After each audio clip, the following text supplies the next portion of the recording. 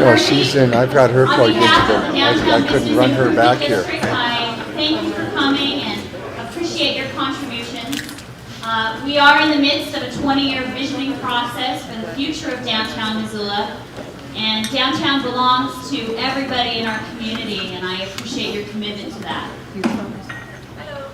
A couple little housekeeping things. You will be here until 9 o'clock tonight.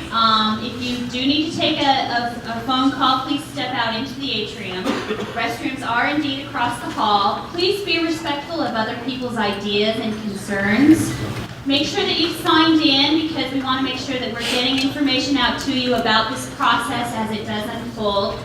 Again, we are in the middle of this process, and we'll be here working on the master plan until about September or October. You can follow this process through the Downtown Business Improvement website. That's MissoulaDowntownBID.org. That is where we are posting documentation and summaries of meetings like this. I want to give you just a brief introduction of the plan. This process began more than a year ago when a number of organizations and entities serendipitously came together to understand that we need a master plan for downtown.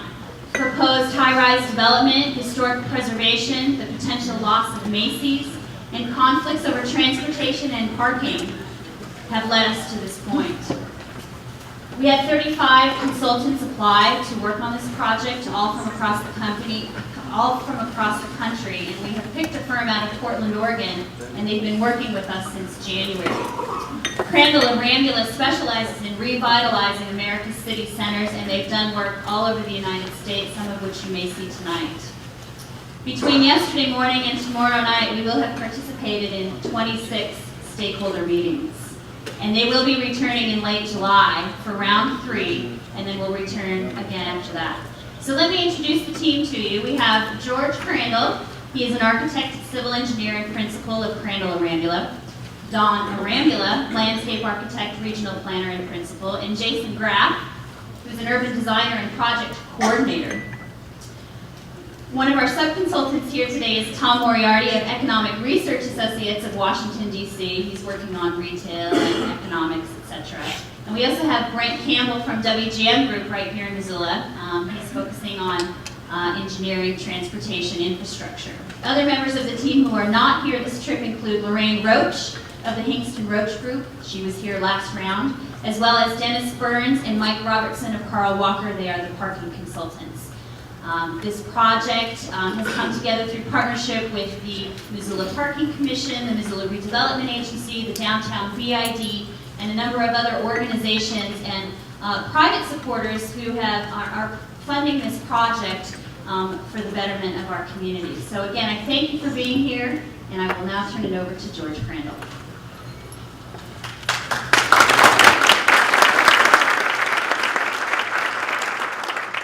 Thank you, Linda, and thank you, everyone, for coming out tonight. We have a presentation which I hope you will find interesting and entertaining and informative. And so away we go with the presentation. Project purpose is outlined here, and the study area within the red boundary. And that doesn't mean that we don't think about what happens outside of that boundary. It just means that the bulk of the work will be within those confines. The context of the downtown then is illustrated here.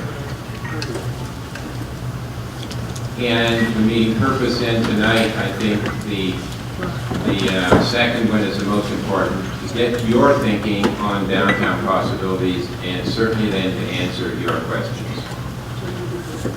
The agenda, the presentation, and the second part, which is always, I think, the most interesting, the discussion. Planning process, summarized here, 3 parts: is starting, designing, and implementing. There is a schedule that goes along with that, and the idea is really to finish it up after this summer. 4 big meetings, they're shown here. We came out in January, as Linda said, the meeting on March 4th. Many of you, I think, attended that. Here we are tonight. There'll be another meeting in a couple of months, and then finally one after the summer. And the team, Linda introduced us all, but we're the guys in the green arrows. We do the urban design and the public involvement piece, historic preservation, and we are assisted by a group of very able sub-consultants, and Linda introduced those people. Back to our firm, small firm out of Portland. That's a picture of Don down the lower right. This process has aged him considerably. And this is what we do, and this is our specialty, and we do work across the country.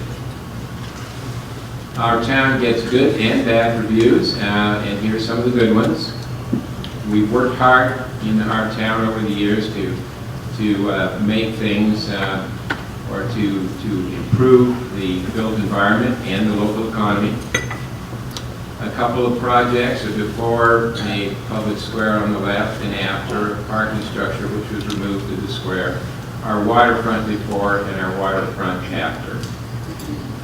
So going back then to workshop number 1, and I think many of you did attend that, what did we find out? Well, we had a big turnout in this room, and we asked you to identify your issues and concerns. And we said, list your 3 top issues and concerns, and you did that. And this is hard to read, but we're going to zoom in on it here.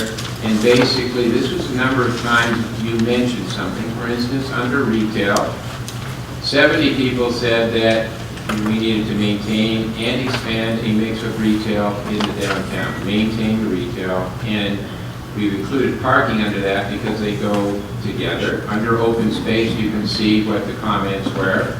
And by the way, these should be on your table, I think, on the yellow sheet. So those became the project goals. You informed us about what you wanted to address. And you had some under circulation as well. Now, we didn't prioritize these because they're all important, and we try to address them all. Under the other category, you had a number of things. Many of those have to do with an implementation strategy, and we will eventually address those as we move along. We are going to ask you to fill out a response sheet, which is a blue sheet on your table, and to look at the alternatives and possibilities and say yes, no, or other, and feel free to write on the back of the sheet and give us your comments. And if no one has a blue sheet, or the white sheets there, okay, if it says response sheet, the upper left-hand corner, and we'll get one to you to hold up your hand. In any case, here we are then tonight, meeting number 2, and we have developed in response to your issues and concerns a fundamental concept. In other words, if you were to describe the idea for the downtown, how would you describe it very simply? And that's what the fundamental concept illustrates.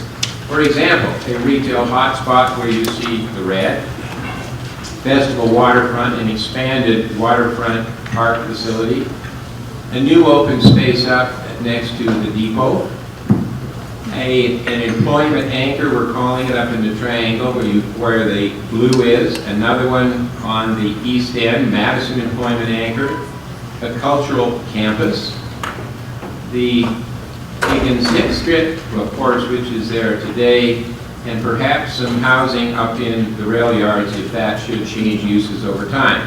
That's the fundamental concept. If we were to give you a little more detail, it might look like this, and we're calling this the capacity diagram. If we built out, or you built out the downtown on sites that are vacant, as well as rehabbing other sites, this is what it might look like over a period of time.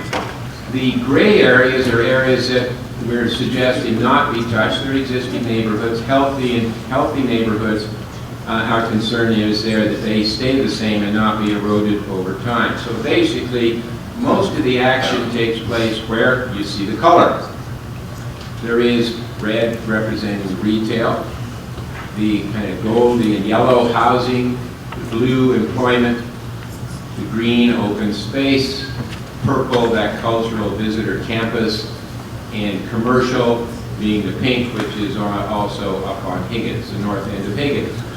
If we look at the investment potential, if that was all built out over a period of time, and this is a very rough estimate because we really haven't defined that, and it is highly conceptual, you would see new employment opportunities in space, and new retail, and new housing, and that would equal about over $600 million in new investment potential in your downtown. We'll eventually, so this is private investment, we will eventually identify the public expenditures associated with this that would stimulate this private investment, and we'll bring that back to you as the refinement of the plan proceeds.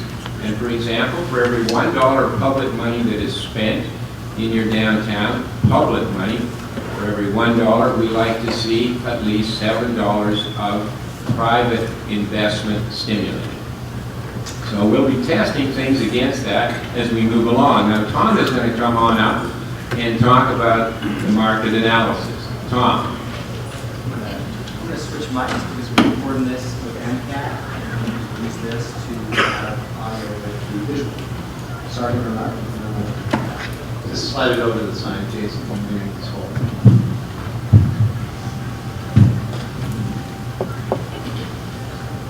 Hello? Thank you. I'll lower this down a bit. Well, part of any good plan is to understand if there's in fact a market for it. Because one of the things you don't want to happen is a plan that the proverbial it ends up on the shelf and nothing happens. That is not the way that Crandall and Rambula approaches these things. And one of the things they look at to make sure it's realistic is to determine if, in fact, there is a market for the kind of land uses that are being tested. So I thought I'd walk very quickly through what the market analysis process is. We use a market analysis to understand the economic fundamentals of both the city of Missoula and particularly the downtown area to figure out if there's any redevelopment opportunity or new development opportunity. The process that we go through is to look at the drivers of demand. That is residential and retail was what we focused on. There also has been an employment and a tourism visitor market analysis done by Lorraine Roach. And we also looked at how real estate is doing now. What's the existing performance? What are the rent levels as they relate to sales? What are the asking sale prices and rental prices for residential property and office property? That measurement of market performance is used to establish a benchmark to say, well, can we equal that? Can we exceed it? Do we have to exceed it to justify the level of investment that George mentioned for all kinds of uses downtown? And then finally, how do we determine what steps will enhance downtown's marketability so that we can maximize that real estate potential and still satisfy the goals of the community? And I want to make a clear distinction here that there are two kinds of development. There's real estate development, and that's about maximizing revenue out of a land or a land use, and there's economic development, and that's about jobs. Both of those in a community like this rely on maintaining community character. If we wanted to start over and build a whole new place, it would be a very different answer than it would be if you had the kind of rich built environment and street grid and geographic setting that Missoula has now. So you have a lot to work with. Now, the drivers of demand shape two outcomes for us on the economic side. For retail, we look at household income levels, median household income levels. We look at the competitive position of downtown compared to heading out Brooks, out towards Southgate, where there's a lot of retail out that direction, and along Reserve Road. We look at the sales productivity, if we can find it. How much are people selling now? And what's the source of those sales? We heard this morning from the retailers that the visitor market remains a very important part of Missoula's overall sales. You have a lot of visitors that come through here. All of that transfers into supportable square feet. On the residential side, we look at what we call household migration. That's new folks moving into town, as well as people in town who say, I want to move to a larger house, I've got a growing family, or the inverse, the kids have grown up, or I want a different lifestyle, I'm going to look for another kind of housing that doesn't require mowing the yard and driving every day. And that's a piece we think there's some strong opportunity. We also look at average and median household incomes. What can people afford to spend on residential? What do they want to choose, and what are the average sizes that are available or that would suit a particular lifestyle preference? Now, in 2007, downtown Missoula had about 2,000 residents in about 1,300 households.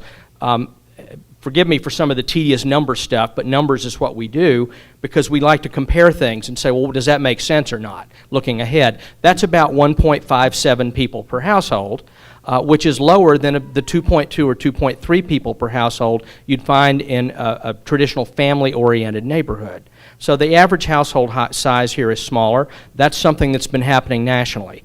Households are getting smaller. There are more households, but there are fewer people living in them. The population in the downtown has not been related to a strong traditional residential area with density. It has been single-family detached and some multifamily, but a lot of your building permits elsewhere in the city and out in the county are single-family. The surrounding area, the greater Missoula area, has been growing at a modest rate of about 1% per year. That's net positive, but it's not wild growth. So it says that we've got a nice steady pace, and then the question is, how does downtown position itself within there?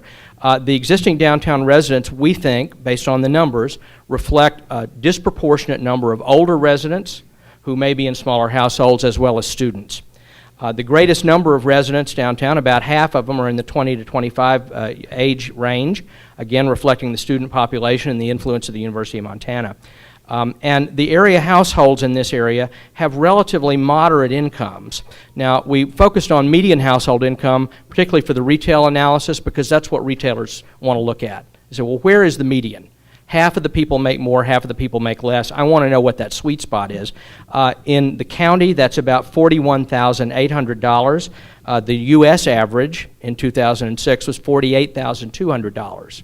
So you're below the national average, but you know, not everything costs the same thing here that it does in San Francisco or New York, in much more expensive cities. So there's some element of relationship there, but some washout too. About 80% of the population earns under $75,000. And for retailers who are selling very expensive jewelry or furniture or houses, people selling those expensive things, they're going to look at that and say, well, where's my niche? Where's my segment that can afford to buy what I have to sell? Downtown's median income is about $15,500. Again, disproportionately low because of the influence of students. Reported income for students really doesn't always have a lot to do with what students have available to spend. I have a daughter in college, and I can tell you that her income has nothing to do with what she spends. So there is some relationship there, but we have to have something to relate back to. Missoula, because of where you are in Montana and in this part of the country, is not a densely built part of the country, and so you're a regional destination on the retail side.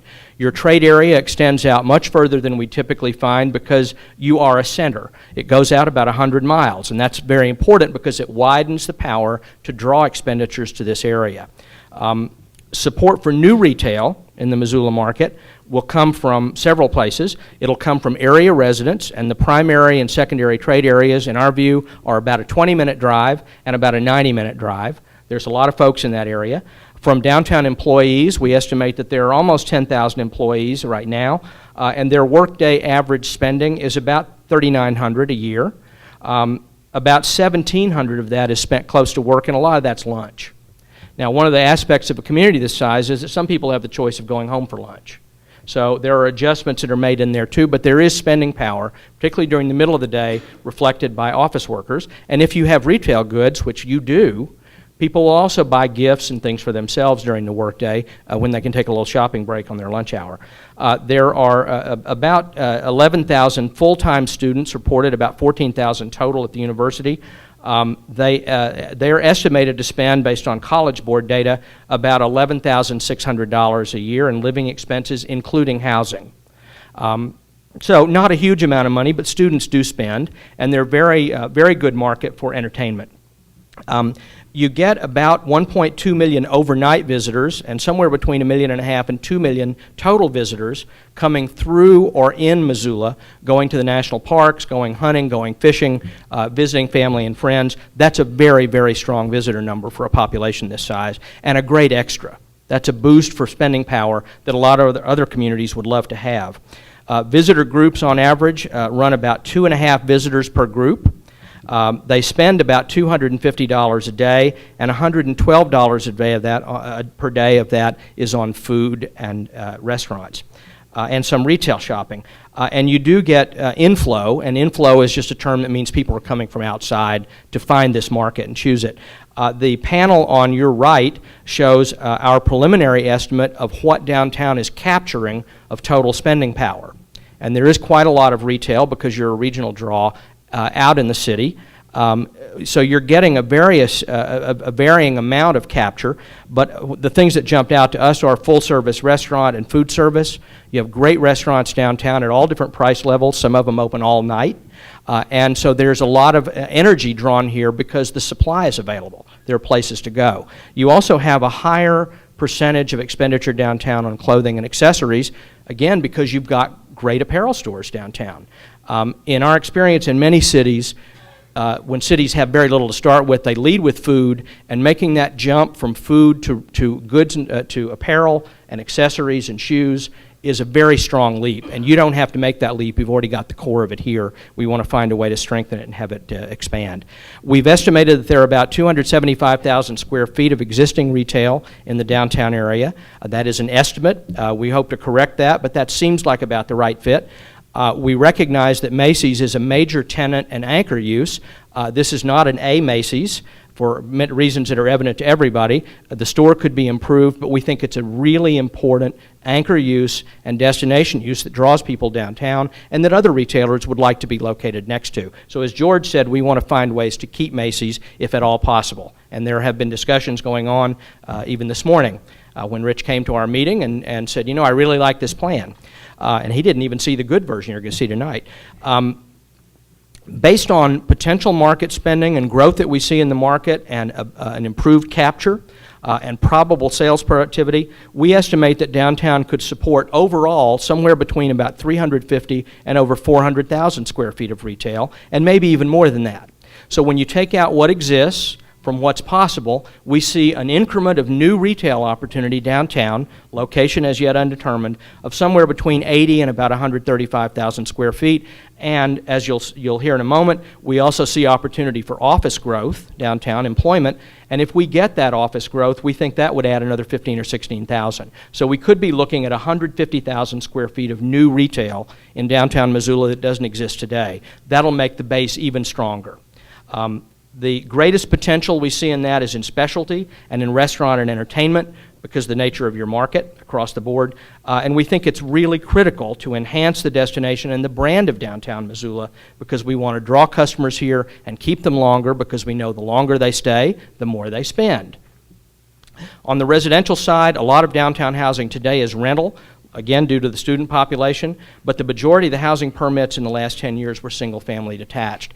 We think that the cost of energy and other changes that are happening in the tastes of the country and the choices people want is going to change that. So this plan is very much based on the premise, both from a market and from a design standpoint, of consolidation, of compact development, of infill, of making things closer in. And that's, I think, consistent with the plan that was announced, or some of the results that came out about options for Montana.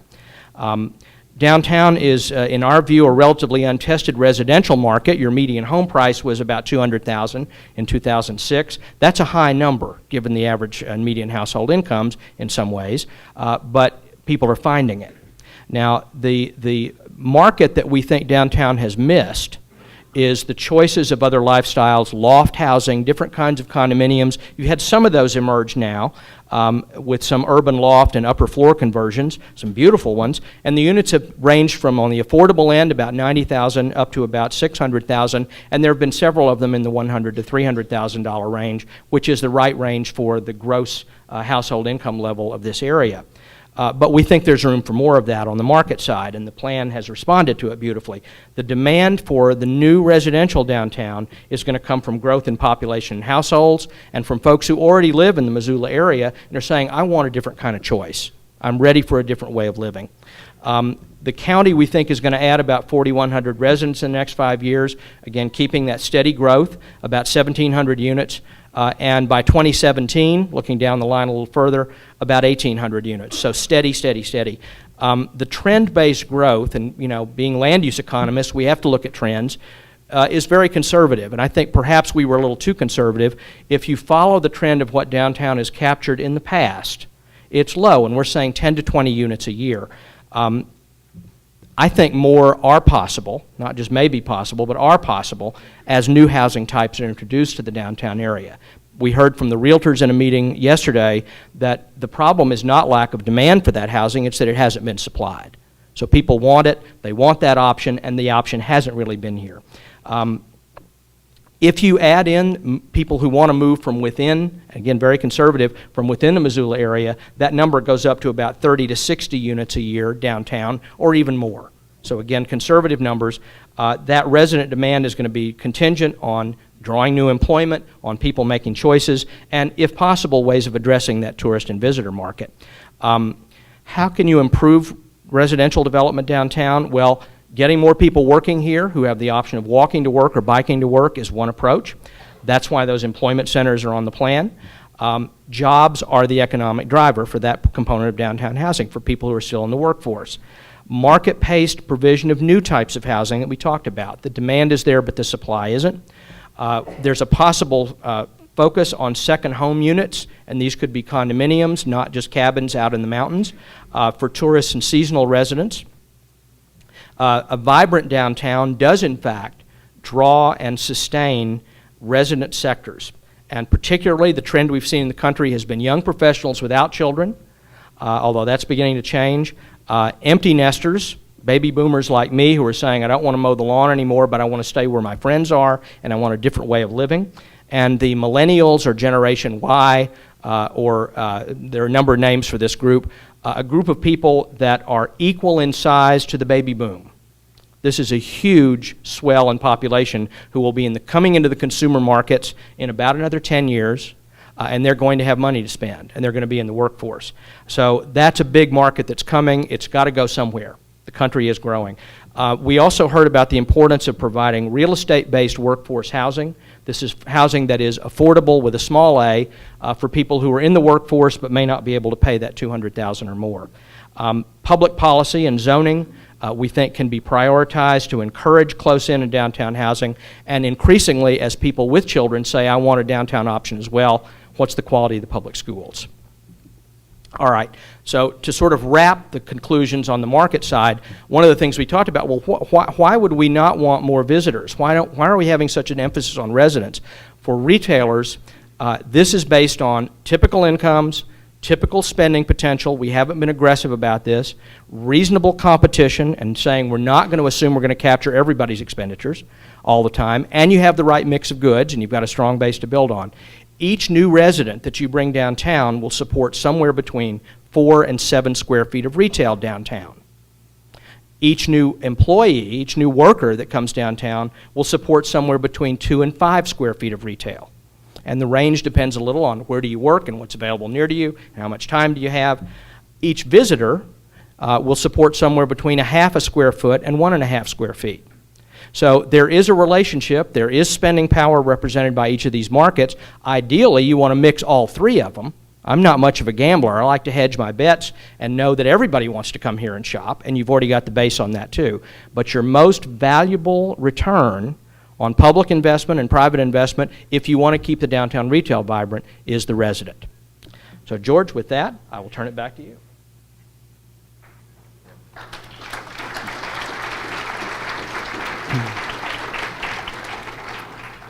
Thank you, Tom. I thought you were, up until now, a reliable economist until I heard about the relationship between your daughter's income and your expenditures. Sustainability is something that came up often in the last meeting, and you see here that people wanted us to encourage sustainable design and development. And we've all seen these kinds of headlines in the newspapers over the last few weeks. Regular gasoline, an arm, mid-priced, you can read it. This article was in the Sunday Oregonian the other day, last Sunday, and this was in the New York Times last Saturday. And we're all aware of the increasing fuel costs, and it informs us about how the downtown might be organized over time to respond to the shortages and the scarcity, the increasing prices. And so when we think about sustainability, we think about reducing energy use, and the possibilities that are listed on the left that we'll be talking about tonight. Reduce energy use in the sectors that you see up above along and on the black line. And typically any community uses energy in a proportion shown along that black line. For instance, the transportation sector, 27% of the energy use is in that sector. The options then reduce energy use in that sector wherever you see a green dot. So some of them reduce transportation energy use, some of them residential, some of them commercial or employment, and some of them in the government sector. And so sustainability then is built into the possibilities that we will be considering tonight. And we like this t-shirt. On to transit, one less car. Possibilities then, starting at the beginning of the response sheet that you have in front of you, we're saying that retail, you have said retail is important, and so we're suggesting a retail hotspot. That retail hotspot is illustrated in the red. It doesn't mean that you don't have retail on the Hip Strip or on Higgins.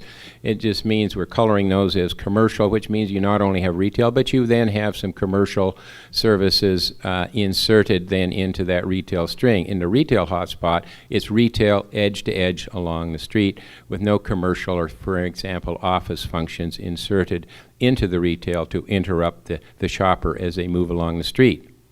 The retail hotspot is within that yellow line, basically centered on Main and Front, between Orange and Patty. A concept diagram for the retail hotspot shown here. The A is an anchor, and that's Macy's on one end, and a wonderful old building strategically located on Higgins. On the other end, another anchor, it would be a new anchor, about 60,000 square feet, and there are any number of possibilities. It could be a user like Macy's. It could be, for example, a theater as we have in our downtown plan in Lincoln, Nebraska.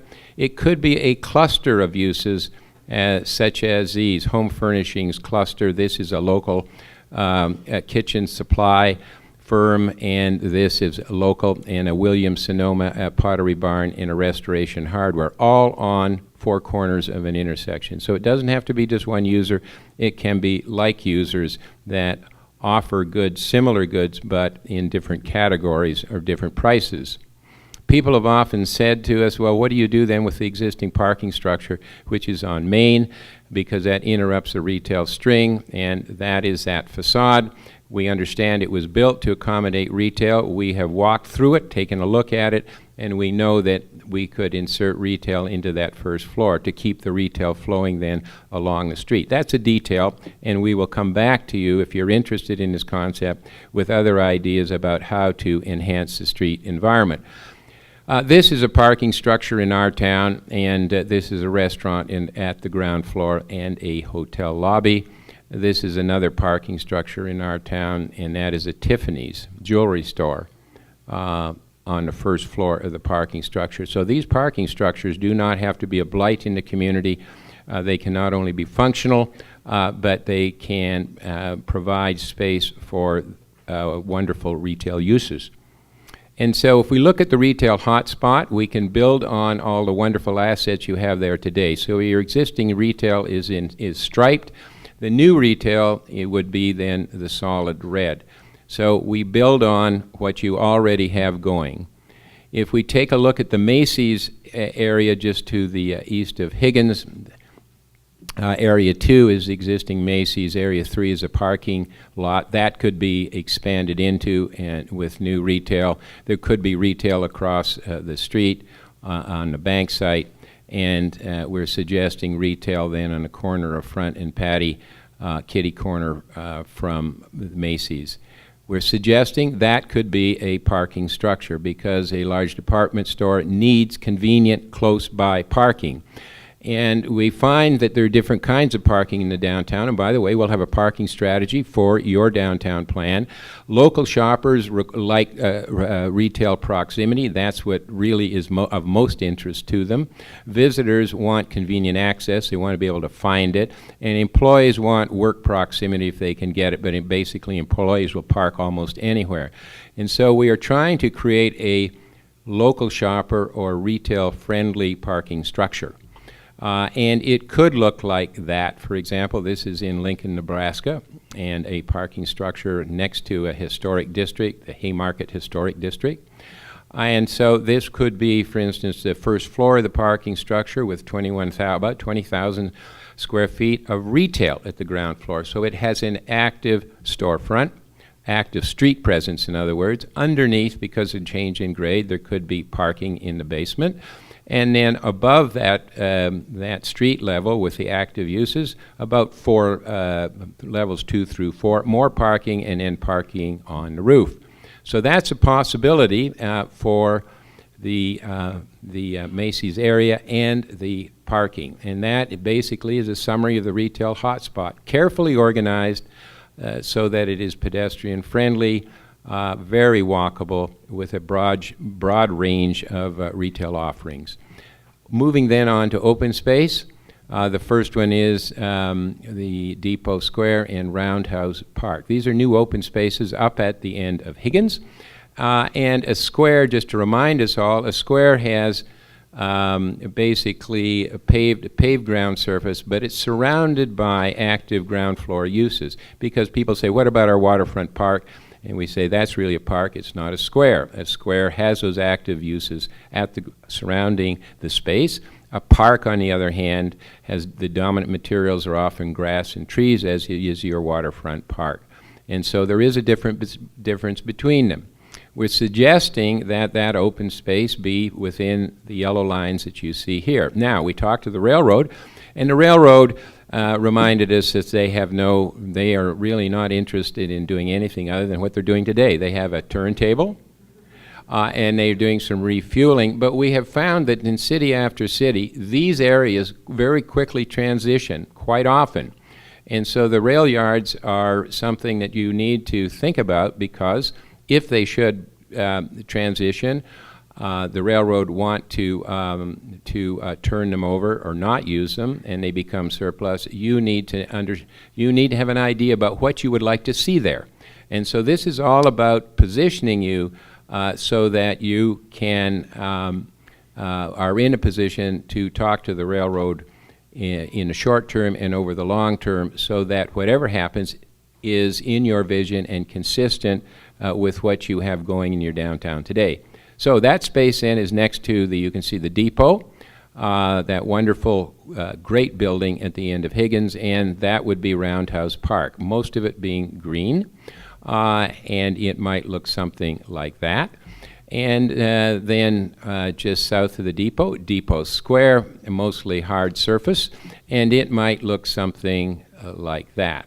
And that would be a place for public assembly and public events. Now, how do you connect these two across the railroad? You already have a railroad crossing to the west, and we're suggesting, and this is the crossing, we're suggesting you not do this again. It's it gets people across the railroad, but it's a real disincentive to make that move. And we're suggesting that rather than going over the top, that perhaps you go under. And this is at the University of Arizona, connecting under what is all but a freeway, and it's for pedestrians and bikes, and there's a gentle slope, and people flow through it naturally and easily, and it feels safe and very secure. Now, we have designed some of these as well, and this is in one of our projects in the Dalles, Oregon. In I-80N, the east-west freeway through Oregon then runs over the top of this. And the idea is to create a great pedestrian experience that feels good day and night. And we're confident that could also be created then under the railroad. Another open space then would be the Festival Waterfront. You have that great facility today within that yellow line. But we noticed that a lot of it's parking, and that's a necessity, of course, but over time you might want to transition away from that parking into more green space. And so we admire what you have, and it is a wonderful resource, but we're suggesting that over time you might want to expand it so you could take larger events. And we understand that you have had events where it's been at capacity and maybe over capacity. So we think you can use a little more elbow room there. And other waterfront parks that give us, I think, some idea of what might be created and are shown here. Open space for any kind of activities and large events. Moving then on down to housing, the first one is what we're calling a neighborhood protection zone. So where you see those kinds of, those light yellows, we're saying those appear to be very solid neighborhoods, a wonderful historic building stock, and we would be concerned about those being eroded over time or degraded by adjacent development, and we're suggesting this is a place where controls can be put in place to protect those neighborhoods so they stay strong. And some images, some shots that we have taken, and some of the buildings, some simple, some more complex, but wonderful neighborhoods. You are unique that way, very healthy neighborhoods. Rail yards housing. So if the rail yards were to transition, what would happen then up next to the park, and it would then, you have development sites within that yellow line, and it might look something like that. And the housing might look like that.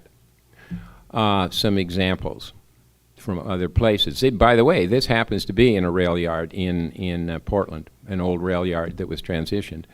So rail yard housing, and it could also, you see that purple blob, that could be a convention center. If the market should develop for a convention center over time, and the transportation linkages in and out of town made better, for instance, your airlines had more frequent flights, you might be able to attract very large conventions, and we find that communities often need a placeholder to reserve space for that kind of a facility because they're basically not good neighbors. They have bad edges on them, maybe one good side, but they're big. They are on the other sides, they're essentially warehouses, and so you would have adequate space here and adequate space for on-grade parking, cheap parking, and you could expand it over time. We also find that when communities build these, they are always too small, because if they're successful, they want to expand them, you would have room for expansion here. So this is a reminder of what might also happen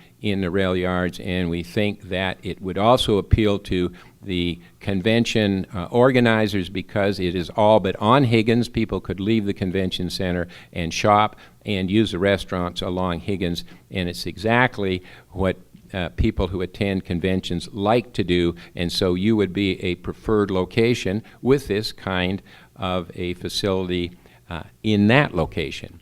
Moving on down then, triangle housing, we're suggesting that in your triangle, which is along your riverfront, those are great housing sites, and it's perhaps housing could be built in that location. It's a place where anyone would like to live because of the great views and access to the downtown, and it might look something like that. You see that purple form, that's the Performing Arts Center with a hotel behind it, and that is one of the sites then for the Performing Arts Center, and adjacent then to that new housing. Moving on down then to West Broadway, we find that within that yellow dotted line, there are lots of sites, infill sites, soft sites for housing, and it might then look something like that. And moving then to employment, and there is a market, we believe, over time for a considerable amount of new employment in the downtown. One of those, this is one of the early market projections. There may be a market for about 200,000 square feet of space in the downtown, and if that were to materialize, where would that go? Well, we are suggesting that employment anchor up by the hospital, and we call it the triangle employment anchor. It's where employment wants to be. It's on in a high visibility location with lots of drive-by traffic, and very attractive to developers who build this kind of space. And so it's adjacent to St. Patrick's Hospital, of course. And so where you see those blue forms just south of the hospital, those are great employment sites.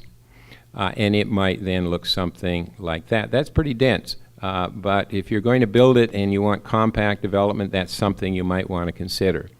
On the other end of the downtown end, the Madison employment anchor is on the east end, and there's a considerable amount of either vacant or underutilized property, we think, in that location. Great freeway access, high visibility, lots of drive-by traffic, and we're suggesting that could be a place for office as well. By the way, this is in a historic district in our downtown, a new building. And so that then could be the Madison employment anchor. At the same time, it could be a place for a conference center just to the north of the DoubleTree. If there was a need for something smaller than a convention center, that would be a location that would be very attractive because of the hotel space next to it and the convenient access. The only issue here, I think, is it's a bit disconnected from the downtown retail shopping environment. Government center is the next one for when we think about employment. And of course, you have this wonderful courthouse in the downtown, and the city hall then is to the north of it. And there is a scheme here then for shared space for the city police and the county administration, as well as a new parking structure. And so we think that the county administration could be kept in the downtown, and we would like to see them stay in the downtown within this government center. Moving on then to cultural and visitor. And Dawn, I think you're going to take that from here on. Whoop, here we go. Thanks, George. I'll give you a break here and pick this up. So what we've tried to do is identify what we'd call a cultural campus, and it's those areas generally illustrated here from Patty over towards Madison, and you can see the area there. And you're fortunate that you've already got some great resources to build on for this cultural campus. So you've got the children's theater, you've got the library, and some other uses that are in the private sector, such as galleries and other shops that would work well into it. So what we've done is looked at the opportunity for options for what could be complemented for that area. So where you see the dashed line in PAC, those could be options for the Performing Arts Center, maybe a museum, or some other sort of cultural facility that we think would complement and strengthen and contribute to this notion of a cultural campus. So that's kind of the idea for those areas illustrated. There would also be some benefit with some proximity and the nexus created with hotels, and also we think you could piggyback on some of the investments that you're making on the parking garage that was already discussed at the corner of Patty and Front, where this could be a great use at night to piggyback on doubling up on the use for that for those special events. And what might that look like? We'd like to think big and think about something grand, something that would be worthy of this community. So it could be something like this, maybe something like that. So let's think in the grandest terms. It may be something a little bit less. But we think if you're going to do a performing arts center, maybe it's a little bit more than a place for the rodeo and convertible for motocross in the evening. So think in those terms. So that's land use. And so now I'm going to flip over and talk about some of the circulation pieces. So the things in the public realm that tie all those pieces together. And we'd like to think of these comprehensively and think about complete streets and complete open spaces. So we start and think about the bike and pedestrian system as a viable transportation mode. It isn't simply just as a recreation component of this, but with gas prices going up $4 a gallon probably on the way, and maybe even higher, we need to think about these in the long term as ways of tying your community together. So we start off with what we call an off-street system. You're fortunate that you've developed an existing system that is pretty good.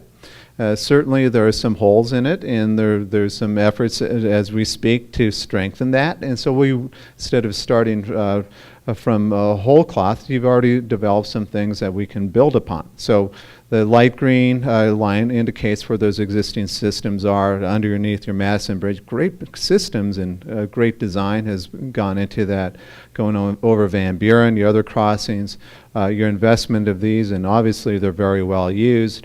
Your connections from the neighborhoods to the south over beyond the mill and are good, and we see lots of people using an active running lifestyle. I run, and I think I'd get left in the dust by these women. They were moving along pretty well. And so when we think about that, we know there are disconnects, and you're probably all aware of that when you're running and walking and biking on the waterfront. And so we need to think about things creatively. There may not be parcels that are owned contiguously, and so we need to expand your thoughts. And it may not be this, where we've actually in Portland gone out into the water to make those connections, but we need to think about these again creatively, to think about how we can link that existing system together. The next big idea I'd like to think about is what we're talking about is a Higgins Avenue bikeway. So you see that green stripe going from the south of the river connecting to the system in the hip strip all the way up to that proposed public plaza and roundhouse park that we talked about. It's the first component of a cruciform diagram that we're talking to that combines with Broadway Street. So it's an important piece of tying not only the river to your center, but the land uses that hug that line. So what would this look like? And we were asked, well, where has this been done before? It's been done for many years in European examples, but we thought we'd show you some American examples. The thought here is you've got a very wide right-of-way on Higgins today. It's 100 feet.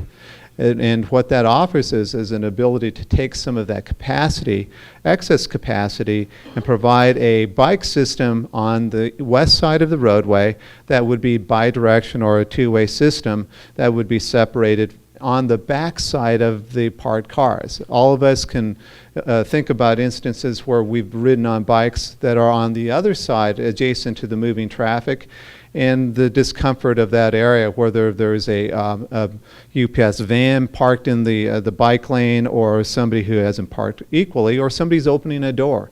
If I'm in Lycra and I'm a professional or a serious cyclist, it may not be a problem. But if I'm towing my 5-year-old along on a bike seat, that may not be the situation that is most attractive. So when we're trying to broaden the people who would use bicycle as a viable transportation mode, we think that this is a good solution.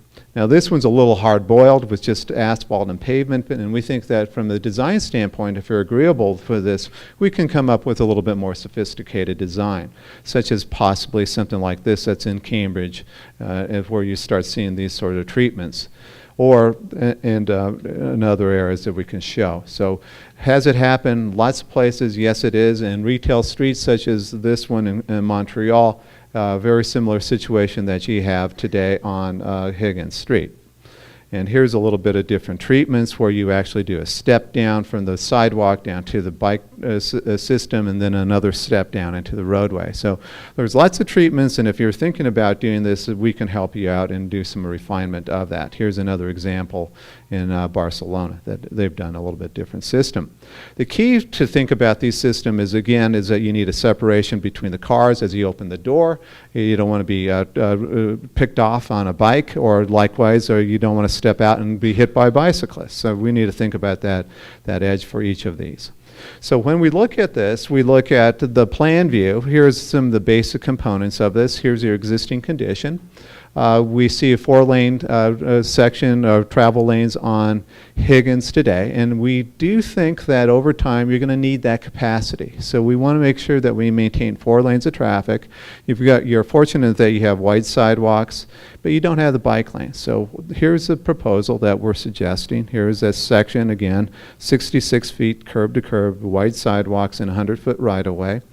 Again, that bike lane on the west side, as illustrated in blue, maintaining the on-street parking on both sides. We'd like to see adding of street trees and other amenities and treatments to make this even a stronger street. So the landscaping, The amenities for people sitting in cafes wouldn't be sacrificed for the system, as you can see. And then we need to also think about crossing the river. So it just can't stop somewhere. So we need to think about how that would fit within your existing bridge.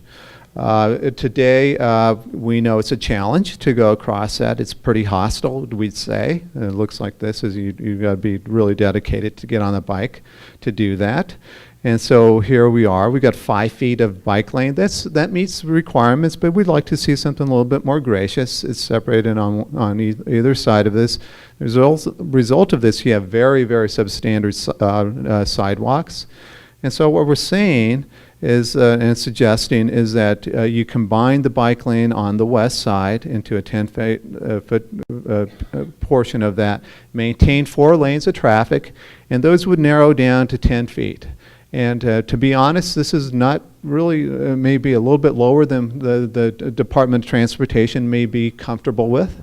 Typically the standard's 11 feet, so we're going to challenge them on this and say, is this what we want to have for the community to get the bikeway for this complete street system, but it still functions. And we increase some of the pedestrian areas then on the east side also for sidewalks. So for example, this is a Hawthorne Bridge in Portland. Portland is probably the premier commuting bicycle city in America. This bridge alone has 5,000 bicycle trips on it a day. This is a pretty typical scene. People going by as often as automobiles on it, and we'd like to think that Higgins replicates this sort of situation. Okay, enough about Higgins. Now, Broadway. It's one thing to connect north-south, but we also think that we need to connect all the way east-west. So when you see your existing system, we'd like to connect it on the west to at least California Street, and then connect it at least to Van Buren to create a full loop connecting north and south, east and west. So we know you've done considerable work with your West Broadway corridor plan, and what we were suggesting is maybe some refinements that might consider some of the land uses and a more holistic approach to that. So here what you have today is 4 travel lanes, and there's parallel curbside parking within the downtown core, and as you go further west that changes a little bit. But for this example, we're going to show you in the downtown core, generally east of Orange Street. So that bikeway, like Higgins, would be off-street and on the south side. And so it's illustrated here by that blue dashed line. One of the concerns for both of these will have to deal with the intersection crossings, and we need to let you know that will be an issue with our traffic engineers. There are solutions for this, and we think we can address that. So what you have today is that roadway. You've got 4 lanes of traffic. Other than your major intersections, you can turn from that middle lane. And again, here it is on the south side with that system, the 2-directional off-street bikeway. And so that's generally what we're talking about. The next piece of a complete transportation system is a transit system, a streetcar system that I'd like to talk about. Streetcar system is not a new and a foreign idea for the city of Missoula. It's a bit of a back to future proposal that we're talking about. Here is an image of it in the 1930s, I believe, where maybe it's even before that, looking at the cars, that there was a streetcar system, and there's a full report that was prepared by WGM that really details and gives you really good information about this, and we probably can make that available. Here it is going over the Higgins Street Bridge, and you see it's part of the vitality and the activity along the street. So it's interesting to take a look back at your history. And so what does a modern system look like? Here is a check train that's in Portland, and it runs in the street. In some instances, it goes through public plazas, it goes through parks and through parts of the system on the street. So it's very adaptable. It's a smaller vehicle. It's what we would describe a local circulator. It works well connecting local destinations together. So for example, a typical system would connect from a university to a medical center, such as happening in Tucson today. By the way, that's kind of the scheme that we're going to be talking about in a second. So how does it work? And do you need a separate right-of-way? No, you don't. It can run on your existing tracks, roadway system, lane rather. And so as you see, they're embedded in the track. The station might look something like this, a little bit of an upgrade above a bus stop. The streetcar, here it is coming along with the cars, so it flows with the traffic. People are waiting. The doors open. They come into the train. Some people come out, and it's universal design, so that it's low floor. If you're handicapped, you roll in and out. It doesn't delay the system. There aren't lifts or any other sort of systems with that. The other question we often get is, oh, that's great for Portland where it rains but doesn't snow that often. And will this kind of system work in a city like Missoula? Yes, it will. Here's in Toronto, a slushy day. Here it is when it's getting snowier, and here it is on a really snowy day. The other concern often has to deal with the wires. Aren't these ugly? And we think that those can be designed so that that catenary system, the wire and the poles, can be integrated into your street lights. And really, through this use of street trees and landscaping, we can reduce the visual blight of those sort of catenary lines and other things like that. So it's an issue, and we need to address that. So here's the preliminary proposal for that streetcar line. You see it in the red dashed line. The intent here is, again, as I mentioned before, is to connect to some of your local destinations. So starting on the west side, the intent is to try to tie into the medical center, going east-west on Spruce Street, turn south and tie into your bus transit centers where you see the T, hook south on Ryman, then do a couplet system on Main and on Front Street, complementing the retail hotspot, and then connecting down south over the Madison Street Bridge and touching into the university with a loop system. So here are some of those key destinations. And then we'd like to think about long-term, is there a phase 2 route? At a minimum, we'd like to go to the south campus of the university and maybe even further south towards some of your outlying areas further south into town. So that's the idea. Combined with that, we also would like to think about a commuter rail system. Unlike this local circulator, the commuter rail operates with a larger train that I'll show you in just a second. But the intent of a commuter rail system is to link up regional destinations. Downtown Missoula with the mall to the south, down to Lolo to the south, further south there would be another destination. So it's for people who are coming into work, and it's helpful to reducing congestion, especially at peak hours. So what could this look like? Would probably be what is shown here. This is a diesel train, and it is not electrified, but there are lots of technologies, and it doesn't necessarily have to be this one, but the intent is that it carries a lot more passengers than a streetcar does for those peak hours. So that's streetcar. The next issue that we would like you to consider for circulation has to deal with improving your automobile flow for a couple of reasons, and those would be on Main Street and Front. The proposal is to turn both of these streets into two-way. And I know there's been discussion over the time for this proposal from others, but we're bringing it up again today for a couple of reasons. One, we think that from a retail standpoint, it's really helpful. So with a one-way system, if I've got a restaurant and my one-way traffic pushes most of the traffic in an AM movement when I'm closed, there's a real disadvantage of that. You want to have traffic that is more balanced for day and evening, and so that it will strengthen the retail. The other has to deal with reducing trip distances. We know in a one-way system, the trip distances are increased 1.5 to 2 times what they are in a downtown. A two-way system, so that has implications on fuel consumption, air quality, pedestrian safety, a number of issues that we think that the two-way system has the advantage of. Also, when Tom talked about you having a large draw of visitors into your downtown, A two-way system for a visitor is much more easy to navigate than those who are coming into a downtown on a daily basis and may have the understanding and the vibe of how your one-way systems are. So if you're promoting a stronger downtown for visitors, a two-way system is much more readable for somebody who may not be indoctrinated into a one-way system. So here it is that the two-way system would connect from Orange out to Madison. And we look at the street system today, you've got, again, an abundance of wide roadways with angled parking on that. We don't anticipate in changing that format.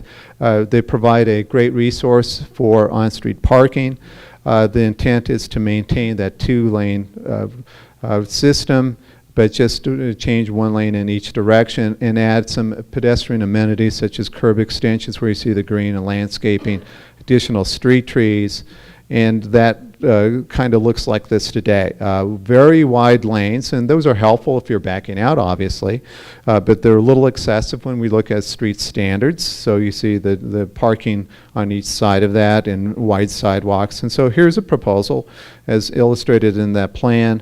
Angle parking maintained, the lane, the curb to curb essentially stays the same. We just change the direction, so there isn't any fundamental change other than adding additional amenities with street lights and street trees and other things that will make this more humane as you go through it. Likewise, Front Street is a bit of a mixed bag today. Some parts of it is one-way, some parts of it isn't two-way. Some parts of it has angled parking, some parts of it's all parallel parking. So what we'd like to see is more of a consistent treatment from end to end. Then consideration also of the character as it goes through some of these areas that we identified for neighborhood protection through traffic calming and other measures to minimize impacts for those areas. But as a whole, we see it as a pretty healthy street for retail. And here's a condition in plan view, one way. This is showing Higgins in front of the Macy's. It's got angled. As I mentioned, some places it doesn't have angled. And the proposal, again, would be to maintain it generally curb to curb as it is, adding some amenities such as green spaces and trees and other things. So it would look something like this today, 50 feet curb to curb. The proposal maintains that 50-foot dimension. Sidewalks stay the same, adding the amenities and the two-way directional traffic. So I'm going to hand it back to George, and I appreciate your patience, and we'll move along here. Thank you, Don. Yeah. And we are about to end the presentation and then start part two, which is the discussion. At the end of the presentation, we'll have about 5 minutes of questions for anyone, and then we will have table discussions for about 25 minutes, and then have table reports. And some of you attended the last meeting, and that is this format that we use then. But as a reminder, we would like each one of you to check your preferences on the response sheet. Now, we are going to project these up on the screen on a loop presentation, so even though you don't have these graphics on your tables, you can look at the screen and be informed. And so the reminder, on retail, we're talking about the retail hotspot, yes or no. As far as Depot Square, Roundhouse Square, long-term plays, but do you want to go there? Festival Waterfront, expand it, yes or no. Neighborhood Protection Zone, yes or no. Rail yard housing, over the long term, yes or no. And you can refine these and provide comments. You can say, well, okay, but I want you to think about this as well. And or I have another suggestion, and that is what the other check is for. Triangle housing along the waterfront, West Broadway, another housing zone, Triangle Employment Anchor, a concentration next to the hospital, Madison on the East End. Government center to keep the government downtown and keep them spending, and cultural campus. The idea is to aggregate these facilities, and then also on the street treatments to make these streets different than any other in the downtown. For instance, wide right-of-ways, and you may have places for then a real artwork or art walk throughout this district. As far as circulation, the bikeway, the off the road, the separation of the bikes from the traffic. Now, that doesn't mean people couldn't ride on the street with their bikes if they wanted to. The idea is to have a safe alternative for those of us who don't bike every day, and for people who are casual or recreational bikers through your community. Broadway, same thing. That's why we're showing the same picture. And the streetcar, phase 1 route, the idea of introducing a streetcar into your downtown as another transit mode, and phase 2 then running to the south, and two-way Main Street, as Don said, good for retail and reduce vehicle miles traveled because you don't have as much out-of-direction travel on Main and on Front. Those are really companion pieces. A reminder, there's a fundamental concept. A reminder, the draft capacity diagram. And so we are now open for 5 minutes of questions before we start the workshop. So you've been so patient, and a reminder to you that we'll be coming back in a month, in a couple of months, with refined alternatives based on what we learned from you tonight. Thank you very much. Questions? Put a hand up and I'll bring the microphone to you. Yes. So just curious, all the sort of agenda items that were generated on the screen, that's all from the previous meeting? I'm understanding I wasn't able to make it to the first meeting. I'm just wondering if you're undertaking any effort to gather input from the rest of the community. I see the emphasis on retail. Obviously, there's a lot of downtown retail folks here, but I think it's important too, as Linda said at the beginning, our downtown is frequented by all of us in Missoula. I'm just curious how you're gathering input from the rest of the community, or people who were not able to attend the first meeting. We're trying to reach out as best we can. As Linda said at the beginning of the meeting, over the next 3 days, we will have 24 meetings with interest groups. We've met with the retailers, we've met with the realtors, we've met with the shop owners, we've met with the historical interests, we've met with the neighborhoods, so my guess is in the 3 days that we're here, we will meet with over 600 people. That doesn't mean that we will know everything we need to know, but if you have any other suggestions on what we might do, we'll certainly entertain anything for the outreach, because you're right, we need to talk to everyone, because in the end this plan will belong to the people of this community, and they have to support it and understand it, and they need their fingerprints all over it. Thank you.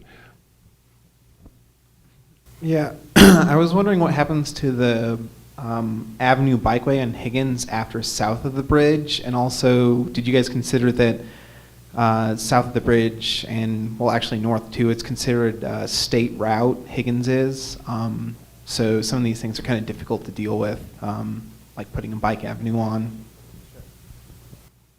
And Don, do you want to answer that about the right. What we're suggesting right now is that off-street system be tied into your trail system looping north up and back to the river.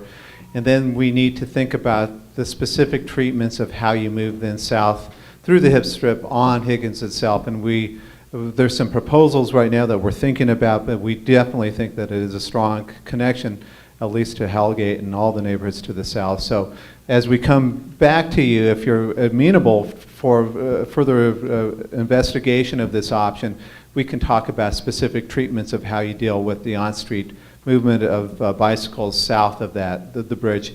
And yes, we are aware of that. It is a state highway, and we've had some discussions, preliminary discussions with representatives of the MBT about Higgins itself and Broadway and all the other streets that they control in the downtown. I mean, it's a key component, and it's something we haven't forgot about. Thank you. I'll move over to that side, and if you can point me who to talk to. Let me go over here and then here. Okay.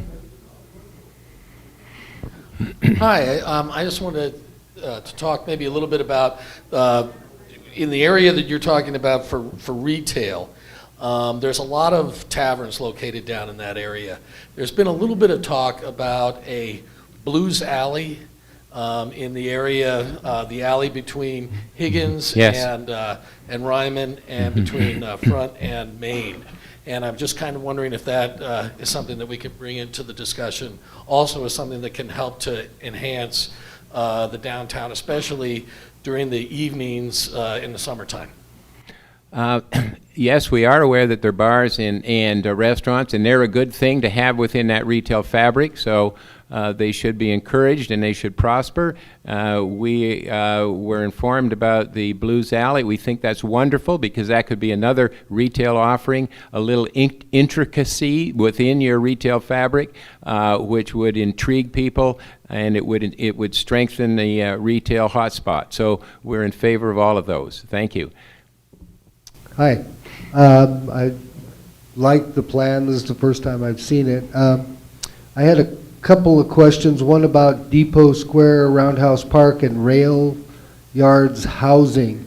If you spent any time at all while you've been in Missoula down by the rail yard, you know that 24/7 they leave their engines running. Yeah. And you get all of that interesting diesel fuel pumping on either side of the track for quite a distance. Did anybody mention that to you, or did you notice that when you went down?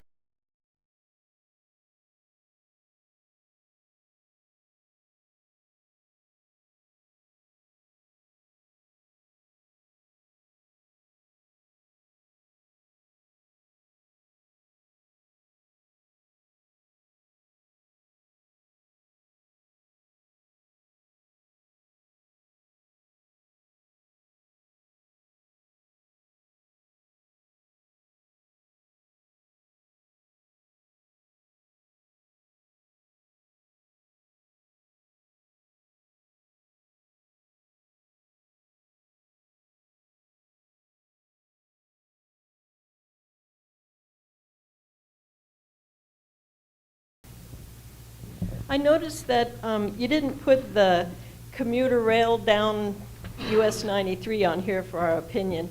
And I was just wondering if that idea in your thinking is interchangeable with bus rapid transit?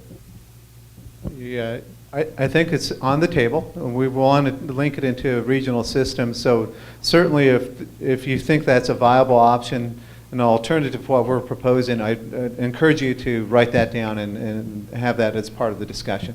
Thank you. I'm going to go over here and then.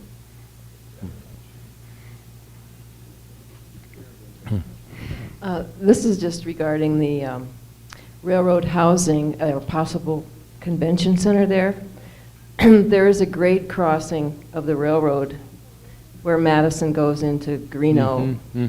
And it, if there's a lot of, there's already traffic back up there because of the train. And so have you thought about, you know, the huge increase of cars and access at that crossing? We would be concerned about that. I guess the way we looked at it now was to assume that at some point the railroad, that property would become available. And it won't lie fallow forever because we find this is happening in every city across the country. And so the issue for us at this time was, okay, if you were to put something in there, what would you prefer to have in there? What would fit in there? And if it was housing, or if it, but we're not asking about a convention center tonight, we're just asking about housing. If it was housing, one would have to deal with that issue. There's no question about it. Thank you. I'm a little troubled that you haven't addressed parking constructively. You want to increase the retail in downtown Missoula, Right. which is wonderful. But you want to eliminate roughly 100 spaces in the Central Park, but you don't replace those spaces anywhere. You talk about structure on Patty in front, but those spaces are going to be utilized by the Interstate Bank and the local usage there, so that will not affect what the increased retail will need for parking. Right. Thank you for bringing that up. We have a parking consultant that is working closely with your parking commission and the city. And when you all decide about what it is you want to see in the downtown, we will park it out, block by block, square foot by square foot. And when we come back to you the next time with refinements, we will have a parking strategy that goes along with it. And we should have mentioned that earlier. Right. Thank you. And the schemes that we've dealt with is conceptually we think about the parking, so it isn't something that we've left out to the last point, but it is being worked into the system. Have I missed somebody? I'm going to go here. Oh, right here. Okay. I was just wondering if you have any recommendations for building heights in the downtown when we talk about, maybe creating a higher density. Just because I'm concerned about preserving the character of the downtown and also preserving our view shed. Mm-hmm. So have you addressed that issue in your proposals? We have not yet, but we've been thinking about it. And once you decide what it is you want to see in the downtown, we will come back to you with some recommendations on building heights. Thank you. I'm going to try to sneak my way through here. Thank you. Just wanted to ask you, it seems like you're asking us to comment on somewhat of a Christmas list and pick and choose which items we like. Do you want to give us any guidance on the budget? Because some of these ideas are really pretty fabulous and they're really expensive. Some of them are pretty fabulous and they're 10 times as expensive. So before we talk about what we want, do you want to give us some guidance on how to pay for it? So you asked the question, how are we going to pay for this? What we find is that if your vision for your downtown is bold and imaginative, you stand a much better chance of implementing it. If it is timid and it excites no one, the chance of you implementing is really slim. So the first step we have found is to say what it is you would like to see. What we then will do is attach costs to that. We will also say how you would fund it and how it would be paid for over time. As we develop the final plan, we will develop a very detailed implementation strategy saying, because you can't do everything all at once, here are a half a dozen things you can do. Here's who is responsible. Here are the costs, and here's the amount of development that might occur because of it, and here are the financial consequences. And these plans are all about momentum, and so you want to see early successes. And so anything that is suggested typically has a big payoff to the public, to you, as you move forward with implementation. So we don't know yet, and we would suggest that you not be too concerned. We all are concerned about the cost, certainly, but you not let that be the driver. In many of these cases, we can give you an idea, for instance, of how much a light rail alignment costs per mile, but the costs and the benefits will be developed in detail as we move forward, when we have a better understanding of what it is you'd really like to see. But let me give you an example. In Racine, Wisconsin, in the Rust Belt, the retail had all moved out of the downtown, and basically they said, let's bulldoze the downtown and start over. They were so discouraged. We did a plan. We gave them a budget of $50 million, a menu of $50 million in capital improvements that would be necessary to revive the town. And they said, we've never seen anything like that. Well, we can't afford it. We said, it's a menu. You pick the things that you would like to proceed with. The first one happened to be $3 million for a set of park blocks, but we said if you build those, you'll probably get private development wanting to locate next to it. A private developer came forward and they said, if you build those parks, we will build a $40 million building. And so the agreement was signed, and the community spent that amount of money. The taxes generated, the tax increment from that $40 million, more than paid for the park blocks, and they had money left over then to stimulate the retail development in the downtown. So those are the kinds of things we will be looking at. You're right to be concerned, and we will come back to you with more detail once we have a better understanding of what it is that you really want to do. Thank you. Other questions? Otherwise, okay. And let's have 2 more questions, and then let's have the workshop. And then we'll be around to answer any other questions. When you're talking about the retail hotspots, the churches on Higgins, the church on Higgins that opened up and the one that's going to open up on Broadway, would you try to eliminate things like that and turn it all into retail? Or would those things be good for us? Everyone is grandfathered in. If you're there, you're there. And there is no change, no plan to change anything at this point. The idea is just to enhance what is there and make the offering more attractive. And so it's got to work for everyone. The idea is not to push anyone around in this process. It's all about cooperation. Thank you. One more question. Who's got it? We're looking. I'm going to give the guy. You want to take a long walk here, I see. I can get out of everybody's way that way. Yeah. What we will do after this last question is that we will take 22 minutes and at 8:30 then have table reports. Yes, sir. My question is on the employment anchors proposals here. What exactly are those, and is there something equivalent to that in our downtown right now? You really don't have an equivalent to that in downtown. Your employment is kind of spread all over the place, and what we find is that employers or developers who are interested in building space, office space, like to be in certain kinds of locations, and they don't like to be the Lone Ranger in a singular building. They often like to have 2 or 3 buildings in fairly close proximity. We think you have those opportunities in the anchor areas, the one certainly up by the hospital and the other one down by Madison. So we think those, and they like to be in an area that's convenient to get to, and of course those are all on Broadway. We're basically suggesting that Broadway be a commercial corridor, an employment corridor, but you do have these large land areas on either end that have and certainly on the Madison end has great access, and up by the hospital you've got Orange as well that connects on up to the freeway. So they're easy to find, land's available, and they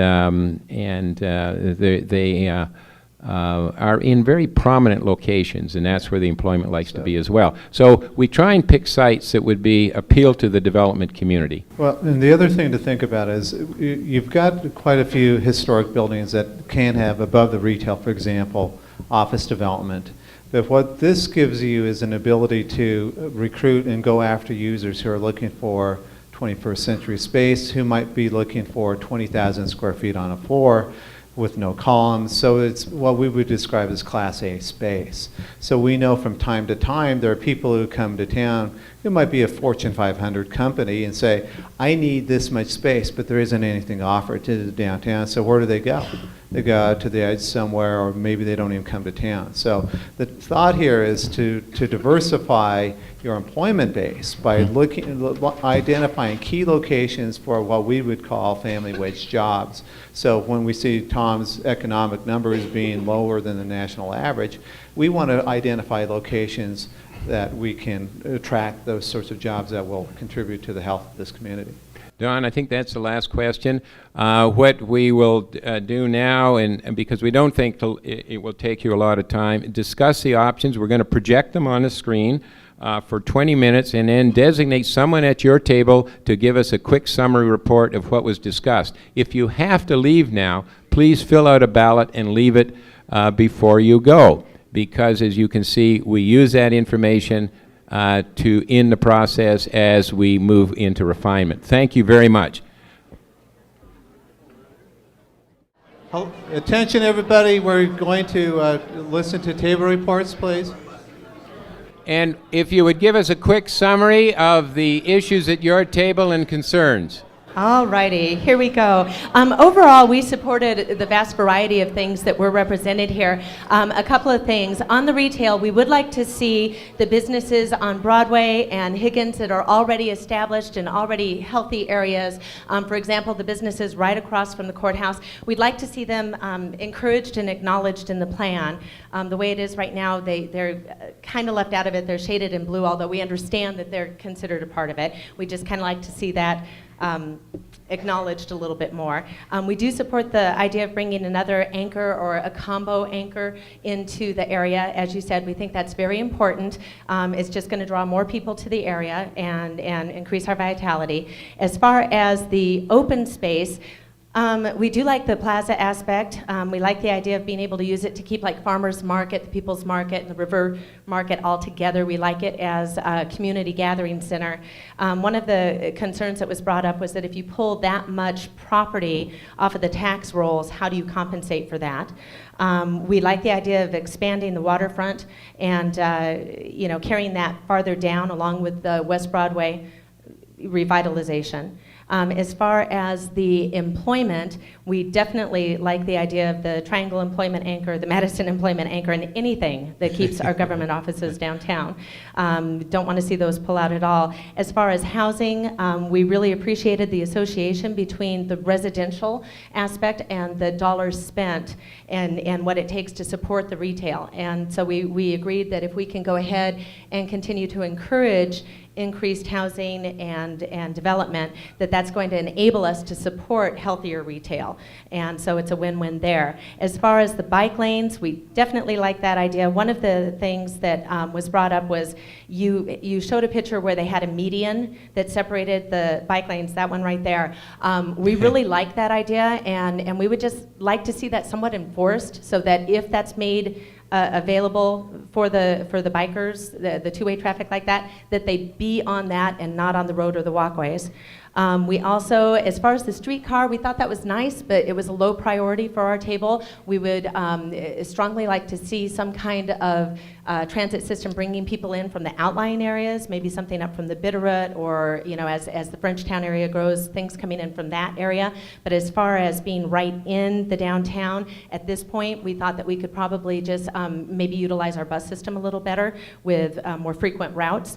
And as far as the two-way streets, rock on. The mass majority of us thought that would be a good idea as well, as long as we made sure that the intersections were well regulated and that it wasn't a free-for-all. And we're done. Now we can just enjoy all you. Thank you. Oh, the cultural campus. The cultural campus we also thought was a neat idea, not real high on our list of priorities. We thought the housing and the retail were more important to focus on first, but we like the idea that it does add to the overall aspect and great for tourism and visitors as well. Thank you. Thank you. Who's next? Volunteer?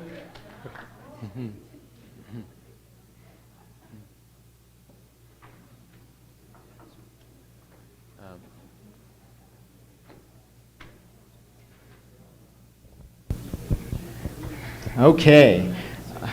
In general, most all of the ideas were extremely well received by our table. I'll just hit on a few highlights rather than go through the whole shopping list here.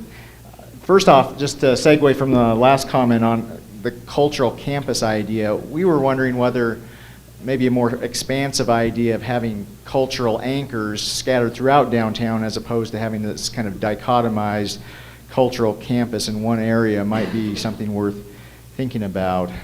Secondly, the whole Depot Square Roundhouse Park was something that the group found very intriguing, and the whole idea of developing that rail yard north of the existing mainline rail track up to the interstate seemed very appealing, particularly since that is Missoula's front door. Work with the University of Montana to potentially consider locating their proposed art museum facility downtown as opposed to on the south side of the river. The whole idea of neighborhood protection zones and historic districts was something that we thought maybe could be fleshed out a little bit more, particularly when it comes to transition zones, so that you don't have a firewall, if you will, between the established neighborhoods and either the central business district or retail hotspots, that there be some consideration put into transitioning. Folks like the additional ideas that you threw out on the table as far as options for performing arts center locations. I think that's a good addition to the mix of considerations before us. And finally, on the streetcar idea, maybe take a hard look at how that might be connected out to the airport, since that's a major transportation facility. And I guess along the streetcar line, and also the notion of potential Amtrak service to Missoula at some point, which hopefully will come to fruition. Consider where a train station might be located should the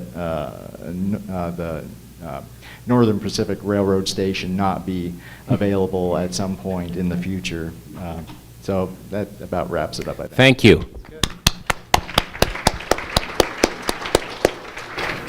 Hands over here.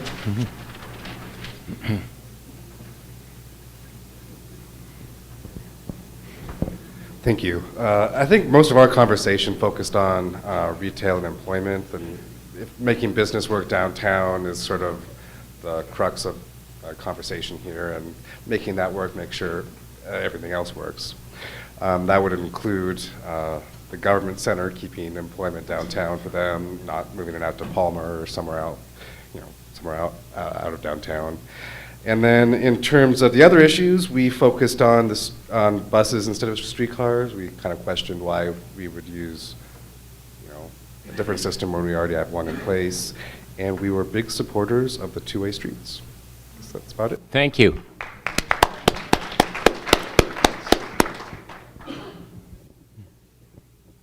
Alrighty.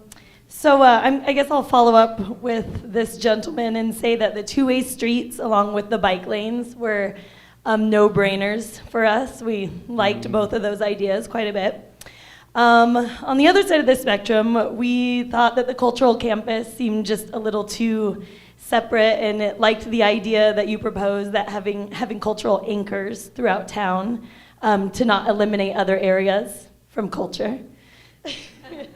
And as far as the Performing Arts Center, we all agree that we have so many options here, and why not enhance the ones that we have, the Wilma, the University, the Crystal, other areas, and put those dollars in another place. As far as the retail hotspot, we loved that. And then when considering an anchor, we just, wanted to stay consistent with the way that our downtown is right now, with a nice mix of national corporate chains and local businesses. And, maybe thinking of a locally owned anchor, perhaps something like the Good Food Store, or, something else that would, serve the downtown residents and bring people there on a daily basis, and also support our local economy. We supported the residential housing in all the neighborhoods, maybe with the exception of West Broadway.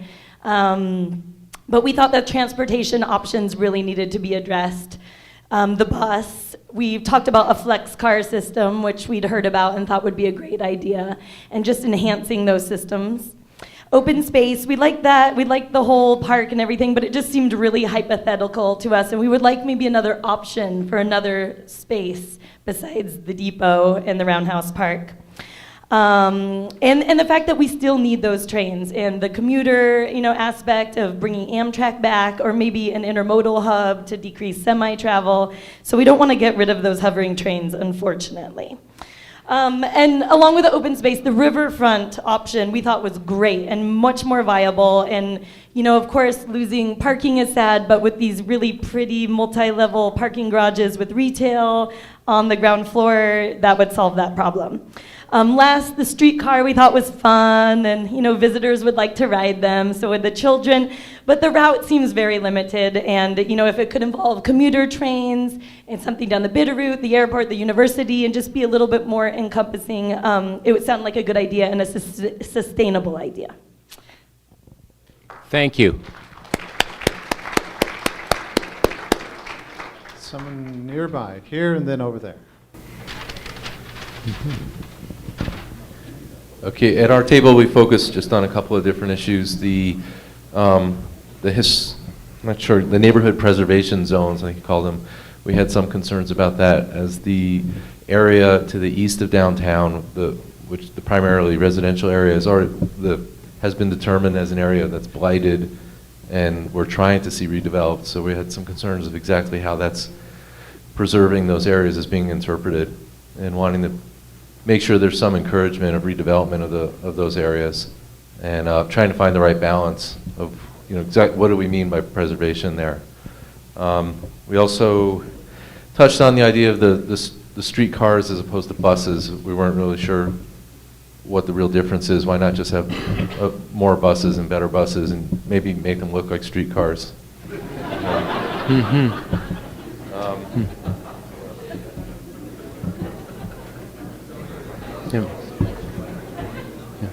Right.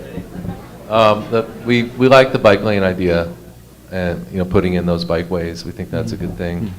And there's some concern about making sure that what comes out of this process coordinates with that the zoning processes are compatible with what the master planning process is. Thank you very much. Let me, I typically don't do this, but let me make a comment about the difference between a streetcar and a bus, because it's come up a couple of times, and it's a good question. The streetcar basically is viewed as a higher grade of transit, and you'll get people riding a streetcar that won't typically ride a bus. The streetcar, because it's on a fixed route, becomes a real catalyst for development. And if you can connect up your centers, your employment center, your hospital with the university, people can move back and forth along that corridor. Typically then development likes to be adjacent to that corridor because they know it's fixed and it won't go away. So those become preferred development sites. And what happens then along the streetcar alignment, you stimulate development that you would never stimulate with a bus, because everyone knows that the schedule can change with a stroke of a pen, the route can change, and so the bus is not a credible development catalyst or incentive, whereas the streetcar then becomes a focus for redevelopment and intensity in a downtown. And so that's really one of the main differences. Thank you. The streetcar is electric, that's true, but you can get an electric bus as well. Thank you. At our table, we focused on just a couple issues as well, and this is a third vote for more of a cultural anchor idea than a cultural center idea, and not creating some sort of border and specific districts. And then as far as the wish list, we agreed with the comment from earlier today that this is quite a wish list and that many of the items on the wish list are a good idea, but prioritization of the wish list is key, and our table felt that the infrastructure and retail is what would then drive the residential to come. So, and particularly infrastructure would be the parking and two-way streets we thought were key first steps, and then retail and the type of retail that encourages residents to move downtown, such as a good food store or some sort of local, unique, and usable by residents type of retail. Thank you. Hands?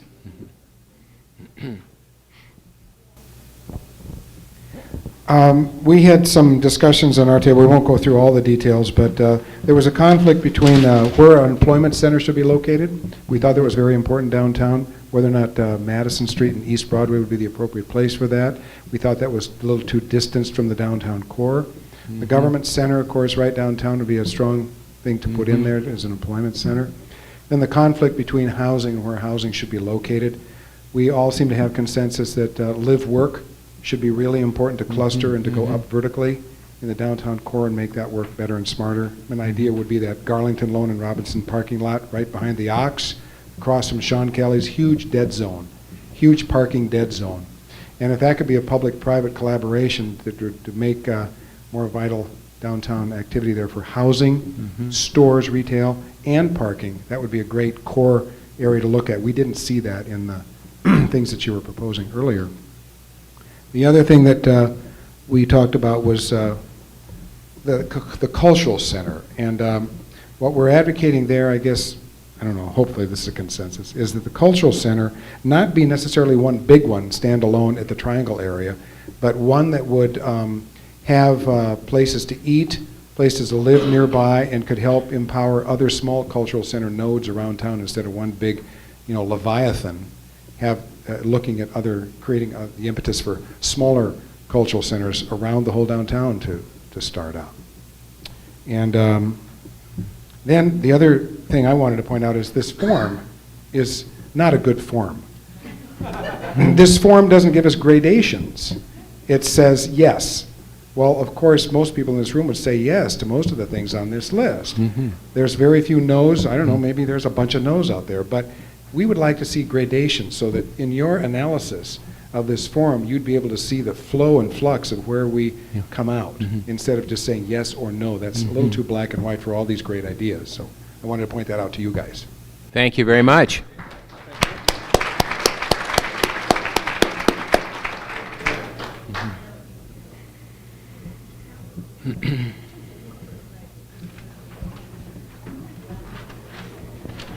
Could we have your name, please? My name is Roger. Yeah.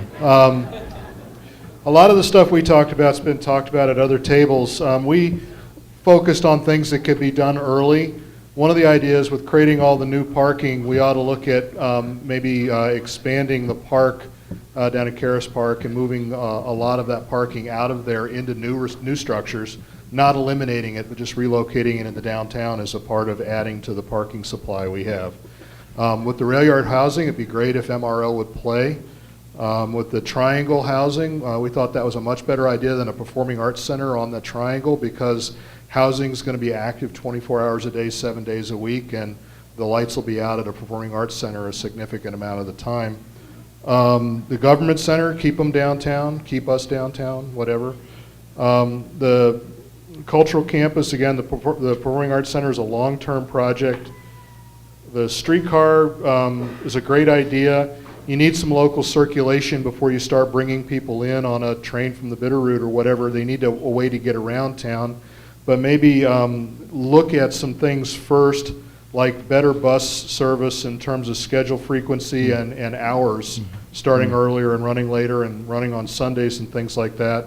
And provide people with options like flex car and bike stations. There are a lot of people that need, they drive to work because they need a car to get around in the downtown and nearby during the day.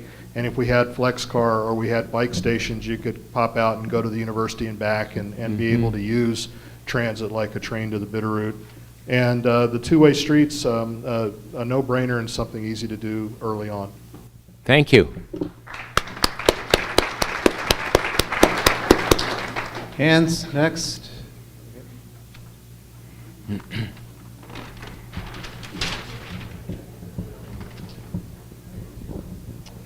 We had initially some questions about the transportation and its feasibility, and I think a lot of that centered around cost. I think most of us thought the streetcars would be a good idea. One of the comments here relative to getting around was they'd be able to use their car less, bus into downtown, use the streetcar to get across town to take care of business.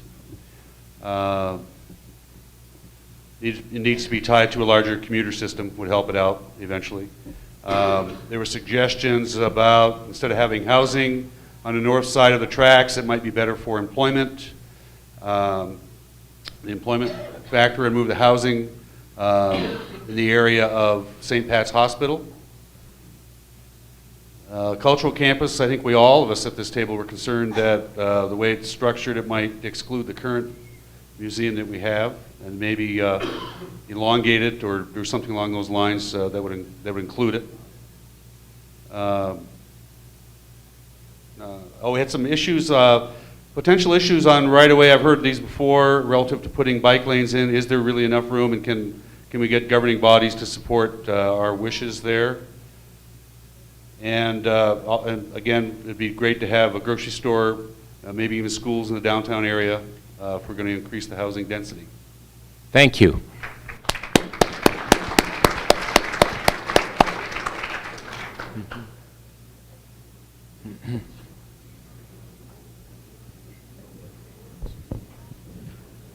We had a concern about the width of sidewalks and a desire to keep those wide, especially in the downtown.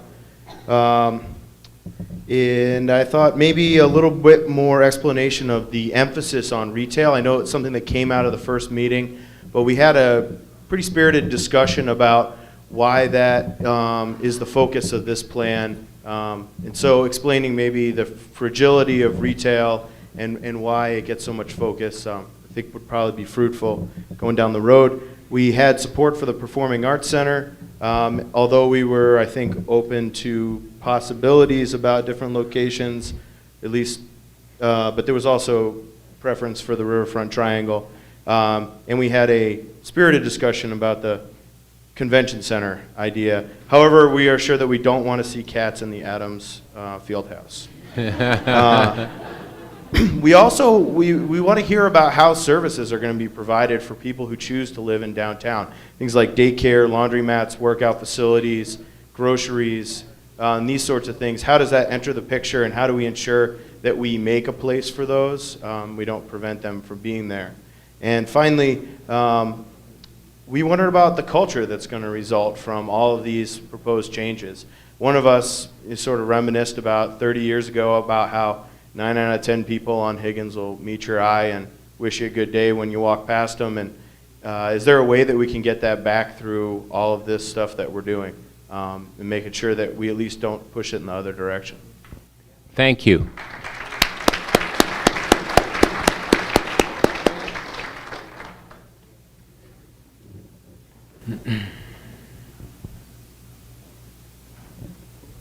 Just give me a nod if I go way off base. Okay. Okay, the retail hotspot was a plus for us. I think the Depot Square was a plus, although there were some questions about the Roundhouse Park and whether that was really needed. Just some skepticism. There was no disagreement on the two-way streets. Just keep going with the downtown street plan that's in place now. The streetcar, I think, was kind of mixed reaction for the same reasons on the economics and do we really need it? And plus, the bus routes probably won't change that often in Missoula, so maybe we can give that commitment to retail. There was a lot of concern about the separated bike lanes. I was just in Montreal this last summer and saw a number of them, and it does create complications, even for drivers, because it creates more light phasing for everybody involved, so it can actually take longer to get through an intersection for cars, for bicyclists, for everybody. Plus, these are relatively short streets, so I would encourage you to consider the actual way these work. And we also had a good discussion about potentially, why couldn't you turn Higgins into much more of a boulevard, maybe not Broadway, but Higgins into more of a 3-lane with a dedicated turn lane. And then even if you had only a couple lanes going across the bridge, you create a fantastic plaza on the west side of the Higgins Street Bridge, because so many people like to linger there anyways, watch the kayakers, look to the west. So that's another possibility that was brought up. And I don't know, was there anything else that we, okay. Thank you. Well, the largest criticism that our table had was that 20 minutes is not near enough time to discuss all these ideas. We've got some fabulous ideas, and we need more like 30 or maybe 40 minutes to discuss them adequately. The biggest criticism we had was that we did not see necessarily an immediate need to have a phase 2 route for the streetcar. We liked the idea of encouraging mass transit, but we did not see that as being a priority route. There was also some concern about whether or not there was enough of a demand for bike traffic to narrow the lanes and to have a dedicated bike lane. Of the housing ideas, we all agree we need more housing. The one kind of concern was, is West Broadway the best place for that? That's pretty much it. Again, we like all the ideas here. One other thought was that in regards to the PAC, we need to be sensitive to the donors' wishes as far as where the funding's coming from and what site we choose. And it can be difficult raising money and getting donors when we have multiple sites kind of in the mix. Thank you. Anybody left? Oh, good. I'm in the right area.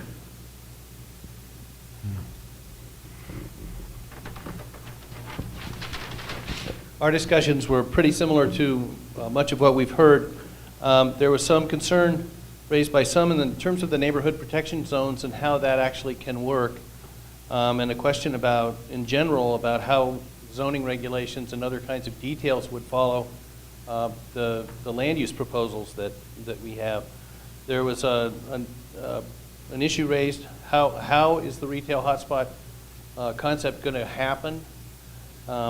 And the government center being downtown seemed to be critical to the downtown. The two-way streets, of course, that's how they were, and some people wonder how it ever got there to begin with. And there was some dissent on the bikeways, but clearly the bike ped systems need to be better than they are now. Thank you.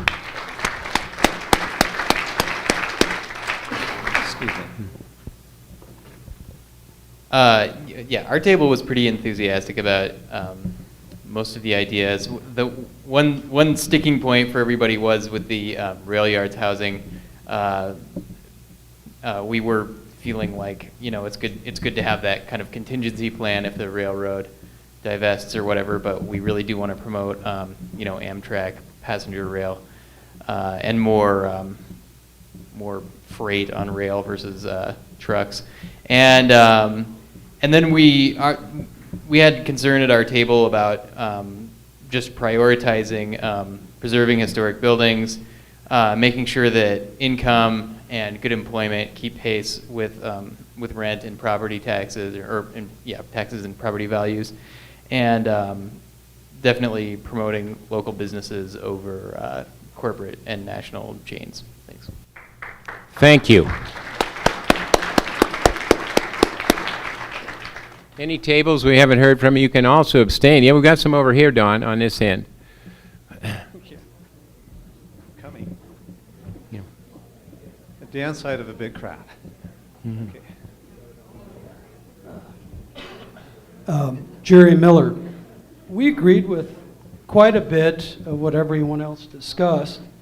We also believe that you need to think big, and that if you really want to be a success at this, you have to think big. If you want to be a success, you have to think successful. We all agreed with that. We also agree that if you're going to really put vitality into your downtown, you're going to have to raise the heights of the buildings and bring in some lofts and some other structures. And as that gentleman over there mentioned, what are you going to do about laundry and so forth? If you build them, they will come.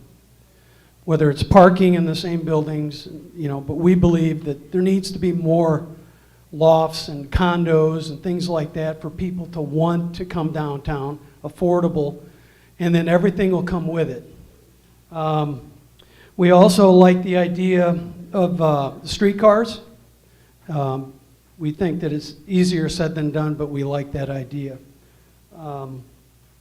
Also, you know, I read an article myself from Goldman Sachs, May 6th, that said in the next 6 to 18 months, it's highly likely that oil is going to go 150 to 200 bucks a barrel.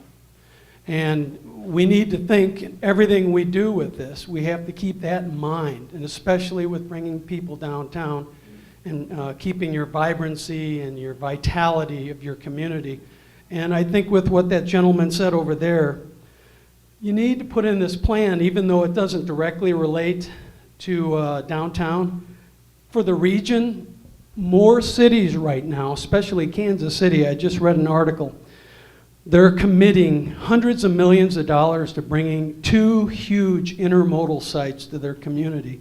So you can bring in product cross-country, whether it's overseas containers or trucks, you bring it in, it's 60% cheaper, less pollution, less fuel, less money spent.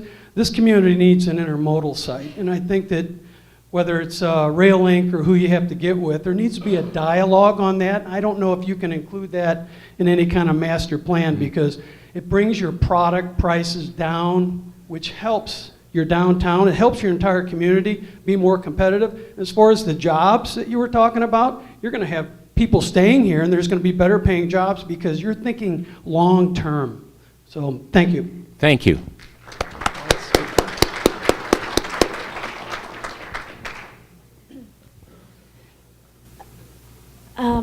Our table was small, but I think we were in keeping with many of the things that were said here, so I'll just tell you what we were emphasizing here was bike and pedestrian development, because Missoula prides itself on a kind of civic and social spirit, and we noticed that there was heavy emphasis on retail and spending in the presentation, which I can appreciate, and I can appreciate what dollars do for a community in any way that they are spent.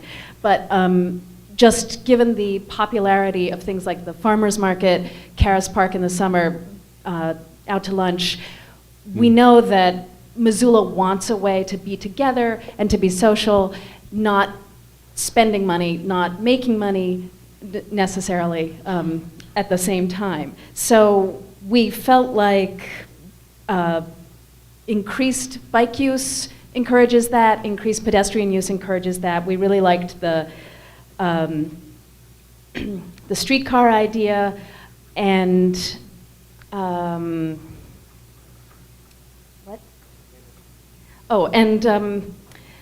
wanted to think about some kind of public gathering space for wintertime use downtown. Some Brent at our table said civic center, and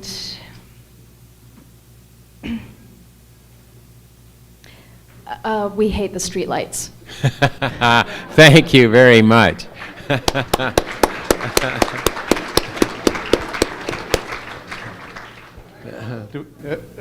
blinded.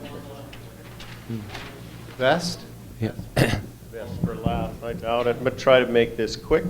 Lots of positive comments down the line.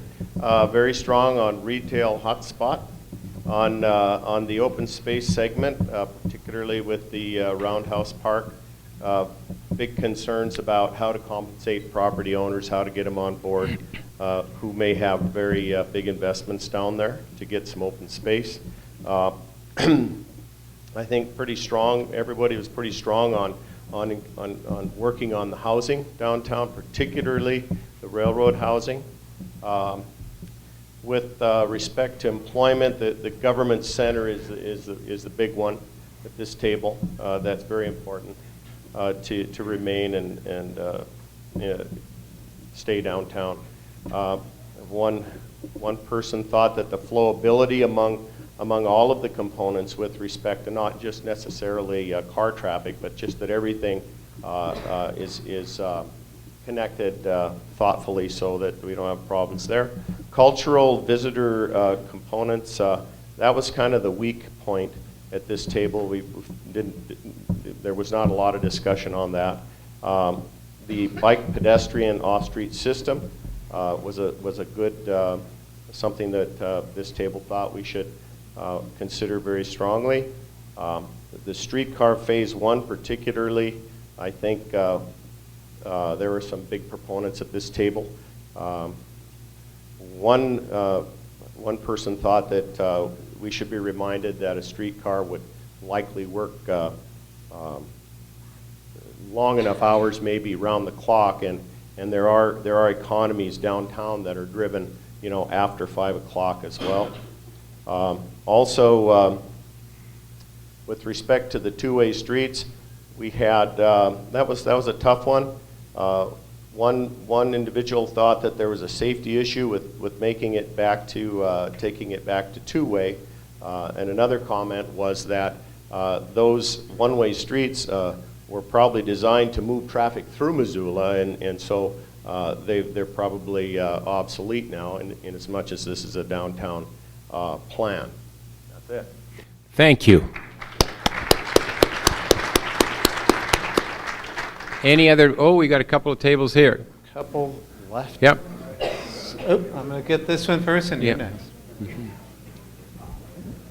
our table also was fairly small. We covered most of the items that have been discussed. A couple of things we found was in all of the housing that is proposed and desired, I think it's a great thing downtown. There's a little bit of a disconnect between the groceries or the services which might facilitate that housing other than retail. We like the idea of the retail at the street level, the viability of it, and getting the office space up to the second story, which downtown office space consumes a lot of the ground floor. The trolley system, we thought maybe just a major axial connection between North Higgins and all the way south to the university, rather than a loop through the city. And one question we had, I think, was the, for you, would be what would your expectation be in terms of completing this, thinking this large, and for a community this size to implement a lot of these desires? Thank you. I'll talk to you later.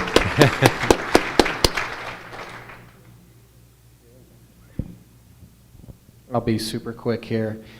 We had some concerns. We're a little iffy on the neighborhood protection zone, worried about preserving substandard housing that could potentially be replaced with better, safer, denser housing up to code. And the last thing was just concerned about, we liked the streetcar, weren't sure about the route, and maybe why it didn't involve Higgins and Hip Strip, but you might have some good reasons for that. Thank you. We drew straws for this position, and they wouldn't give me a straw to draw. So, and someone said we needed a grocery store in downtown Missoula, and obviously they haven't been to Wharton's, a great grocery store. So we do have one. We on the open space, we felt that although the Roundhouse Park is a nice idea, we would rather that our community spend its resources further developing the waterfront and really making that a focal point. Continuing to make it a focal point of our community. In regards to housing, Missoula as a community is going to have to resolve this issue. Everybody is against sprawl, everybody's against infill, and everybody's against going up. And if we don't decide on one of those, we're going to have real expensive housing. And this table felt that going up was the least objectionable option. So the neighborhood protection zone then becomes an issue. Obviously, if you're in a one-story house and someone builds a tall building next to you, we need to kind of resolve those issues, but going up seems to be the best option. We really like the idea of a second retail center. I believe you said on Orange Street, and that's a wonderful idea. We hope we put a lot of resources in that direction. The government center, we're certainly in favor of. Main Street and Front Street should be two ways. And the last point was the cultural campus. We feel that rather than concentrating in one spot, it should be the whole of downtown, and especially along Railroad Street and Alder. It's already kind of there, and to encourage that little treasure. Thank you. Did I cover it? Thank you. Any other tables? Have we heard from everyone? I think we have Linda. Can we have Linda in here to close the meeting? Linda's coming in to close the meeting. And Don, you had a comment? Leave your response sheets on your table. So And don't walk out with them. I want to Hand them thank somebody you all for participating, for your thoughtful comments. Thank you so much. And we will take the information and use it to drive the process forward. Linda? So make sure we get your ballots before you leave, and thank you again for being here. There's a really good information in here.